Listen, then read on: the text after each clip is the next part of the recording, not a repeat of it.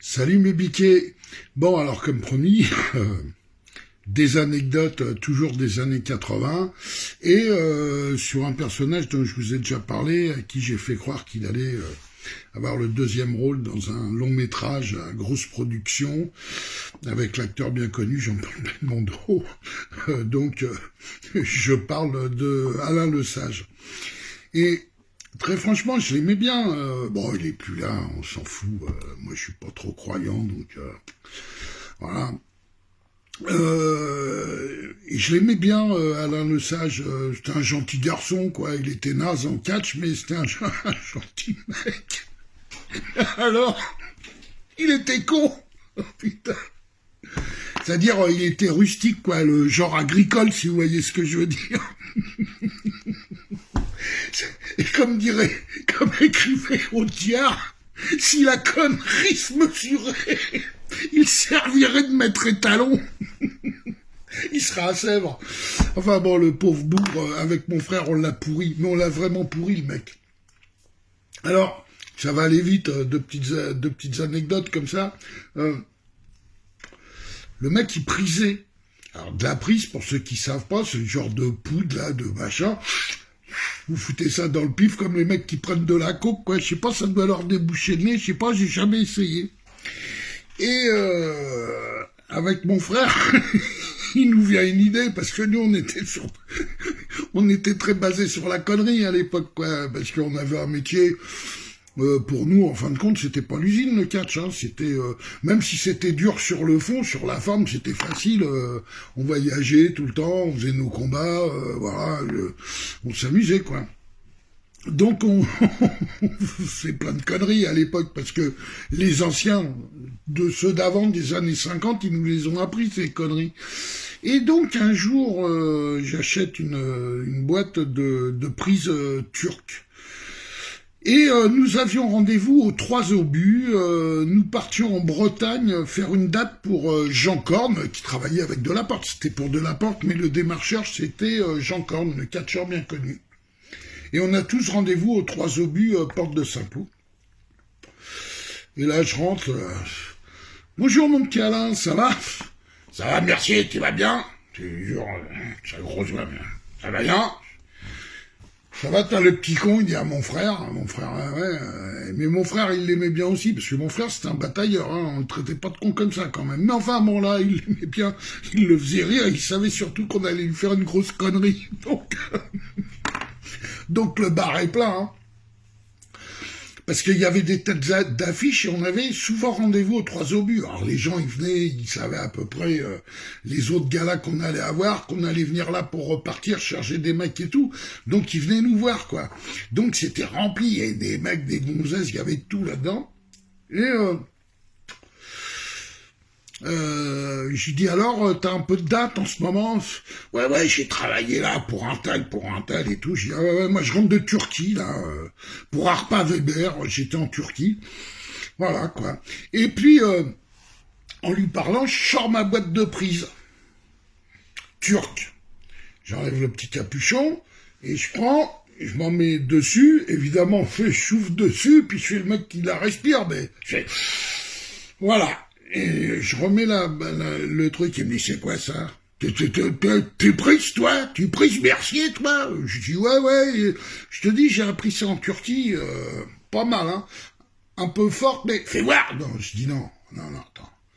C'est pas de la prise pour gonzesse, ça. Tu vas t'étouffer avec ça. C'est de la prise de mec, de vrai lascar. Il me dit, pour qui tu te prends? Ben, je dis, pour un vrai lascar. Voilà, donc moi, je le supporte. Mais toi, tu le supporteras pas. Alors, ce qu'il faut savoir, c'est avec mon frère. On était, je sais pas, c'est chez mes parents, qu'on habitait à côté. Alors, on avait passé dans un mixteur à ma mère des piments.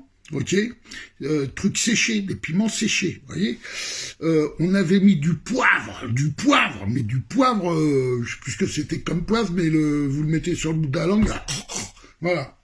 Et on avait viré la prise, évidemment, on avait mis que du poivre avec des piments dans le truc en même temps. Et l'autre, voir ça, toi. Fais voir ça, je te dis, ouais, je connais, ça fait 30 piges que je prise, moi, j'ai pris les plus fortes, je dis, non, non, celle-là, oh là, putain, oh là, garçon, attention, celle-là, c'est du côté. Il a pris le truc, il s'est mis un machin comme ça, une boule comme ça sur la main, il a fait...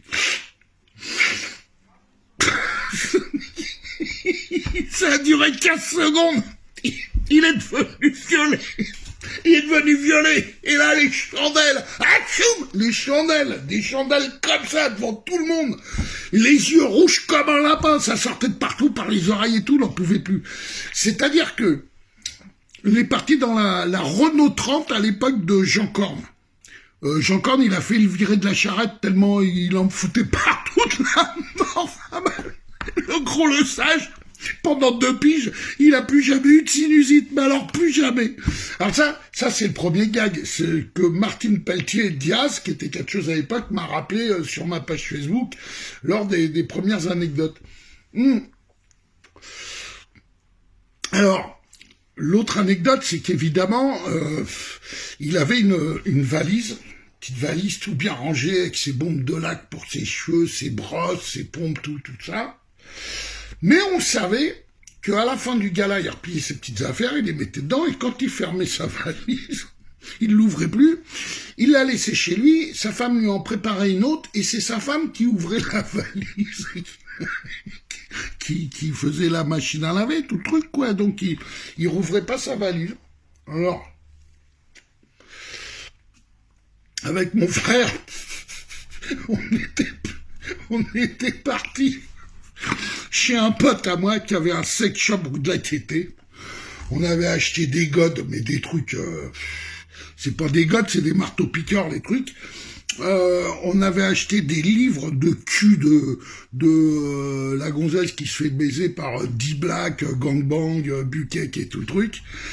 Et avec des belles photos et tout, et on glissait ça dans ses affaires. On glissait ça dans ses affaires, c'est-à-dire, après, mon frère, soit il l'emmenait boire une bière après qu'il avait fermé sa valise et tout, enfin, ou un autre mec, on lui montait un gars, il pensait là, moi je mettais tout dans le truc. Quand il rentrait chez lui, c'était mortel.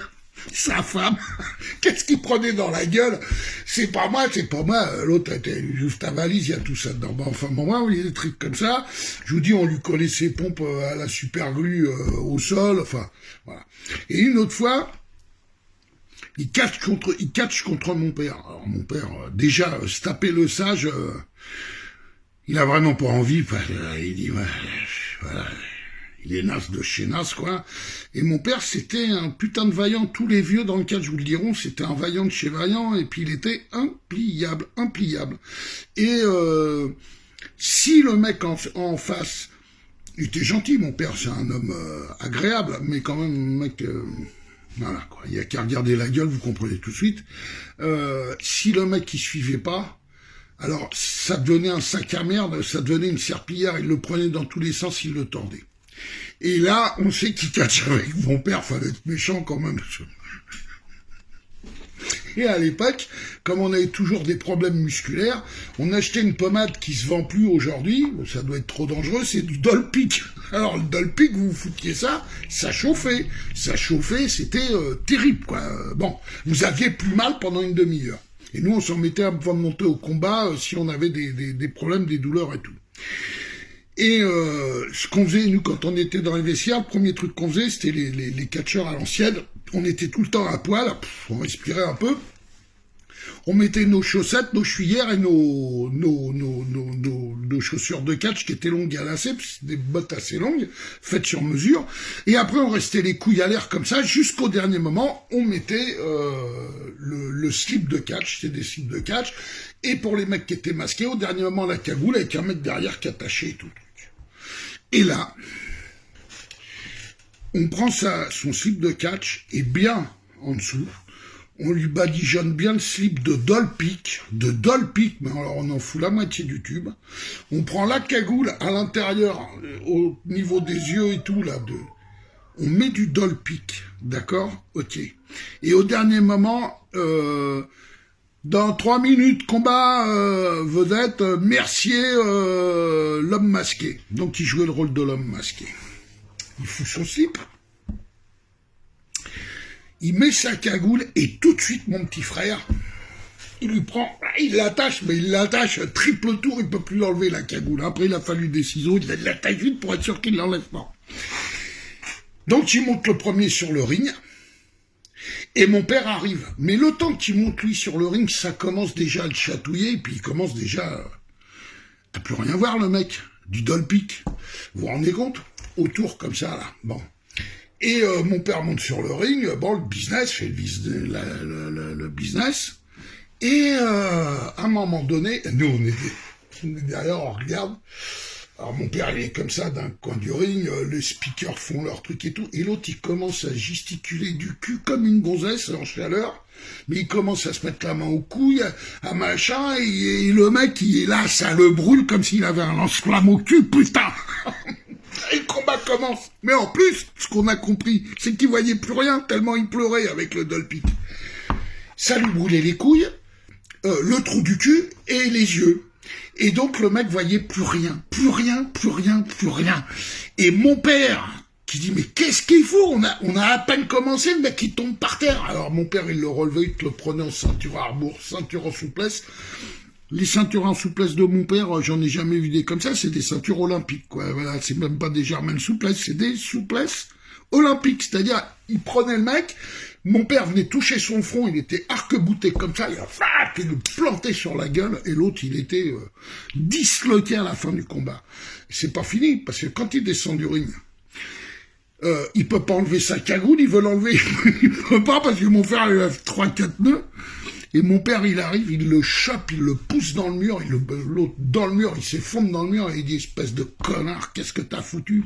T'as foutu tout le combat en l'air, t'as rien dans les couilles, t'es une sous-merde, et machin, et tout ça, espèce de con, là. Et je dis, mon père va lui mettre une trempe. Mais il n'a pas été jusque-là, mon père, mais... Et nous, on était... Et évidemment, il y a un mec qui a jacté, je sais pas qui, et un dimanche, parce que le dimanche, on faisait l'Élysée-Montmartre généralement, sauf quand on faisait les extérieurs, Rouen, le village en Suisse ou d'autres, là, on faisait souvent l'Élysée-Montmartre en après-midi, et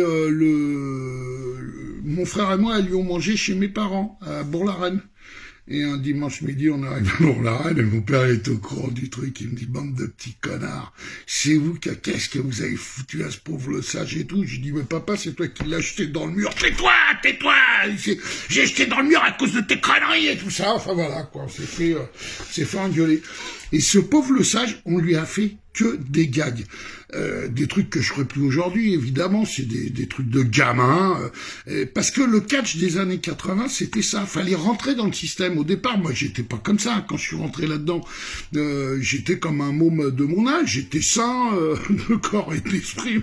Alors, quand vous arrivez, d'ailleurs, moi, la première fois que je suis arrivé dans le catch, j'arrive avec ma valise, il y avait des géants du catch, les Duranton, les machins, tout ça, les vedettes, les langes blancs, les conneries comme ça.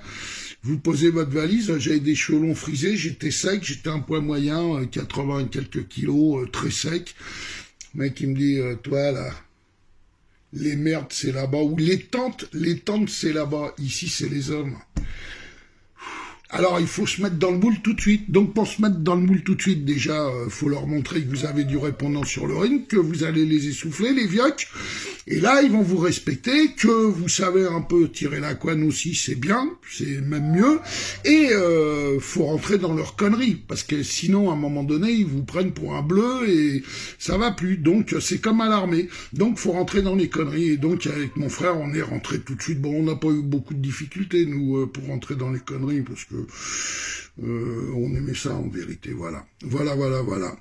Eh ben, écoutez, si ça vous a plu, tant mieux. Je vous raconterai comment Charles Villerulls, il m'a alpagué sur un ring. C'est là que vous comprenez que dans la vie, faut être humble, faut jamais se croire au-dessus de tout le monde. J'y ai cru à un moment donné, hein, ça marchait bien pour moi, hein.